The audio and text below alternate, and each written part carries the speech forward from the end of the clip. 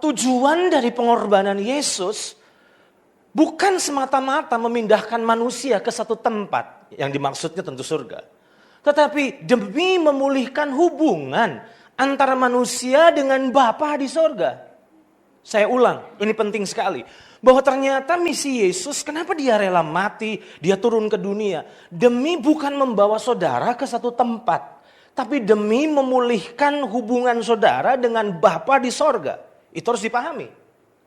Nah, masalahnya kembali, kita selalu mikir tentang sorga terus, tapi kita lupa bahwa ternyata ada yang lebih penting dari sorga, yaitu sosok Bapa.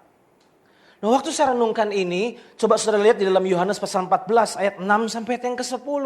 Pada saat itu Yesus sedang mengajar murid-muridnya tentang sosok Tuhan sebagai Bapa. Nah, saudara harus memahami dulu latar belakangnya, bahwa orang-orang Yahudi dibesarkan dari kecil dididik bahwa ternyata Tuhan itu pencipta yang tak terhampiri.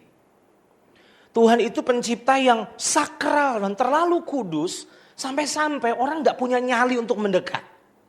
Nah, saudara bisa bayangkan orang-orang Yahudi dibesarkan dengan pemahaman seperti itu. Lalu tiba-tiba Yesus datang dan Yesus bilang begini, Tuhan itu Bapa. Saudara bisa bayangin betapa kagetnya mereka dan betapa kalau saya pakai istilah, mereka geger otak loh saudara. Karena pemahaman yang mereka miliki tentang Tuhan selama ini berbenturan dengan Yesus ajarkan. Dan apa yang terjadi? Satu kali ketika Yesus ngajar tentang Bapa, otomatis mereka tidak punya referensi. Mereka nggak punya gambaran. Emang Bapa kayak apa? Itu yang biasa saya lakukan ketika saya di kota-kota lain cerita tentang Cirebon. Saya bilang begini, kalau saya bilang tentang docang, saya pasti yakin saudara tidak tahu seperti apa itu. Jadi saya bilang makanan khas Cirebon itu bukan nasi jamblang. Karena nasi jamblang sudah diduplikasi di beberapa kota, apalagi lengko. Udah tidak jelas itu. Tapi saya bilang yang original itu docang. Nah, orang-orang luar kota bingung, emang docang kayak apa Pak? Saya jelaskan, docang ini terdiri dari unsur-unsur seperti ini. Lalu waktu saya jelaskan itu, mereka jadi punya gambaran. Ya walaupun juga nggak akurat sih, tapi kayaknya kita bisa bayangin deh sekarang. Nah, kembali ke poin ini, Yesus ngomong tentang Bapa. Dan mereka tidak punya referensi toh. Itu sebabnya mereka bilang begini, Filipus berkata, tunjukkan Bapa itu sama kami. Itu sudah cukup buat kami. Berarti dengan kata lain mereka gak punya gambaran dong. Emang Bapa tuh kayak apa sih?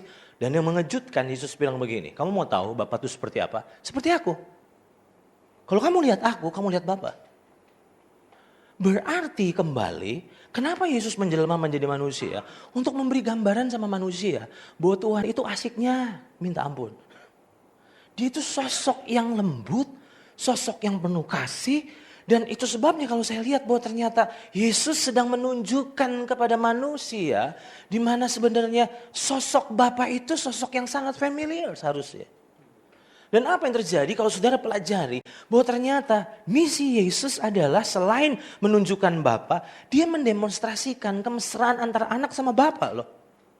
Kalau saudara baca Injil, dia cerita, Bapakku, dia selalu promosi tentang Bapa. Oke? Berarti dengan kata lain bahwa ternyata kesimpulannya bahwa misi Yesus turun ke dunia, mati. Ternyata untuk memulihkan hubungan manusia dengan Bapa di sorga. Oke, sampai di sini bisa paham?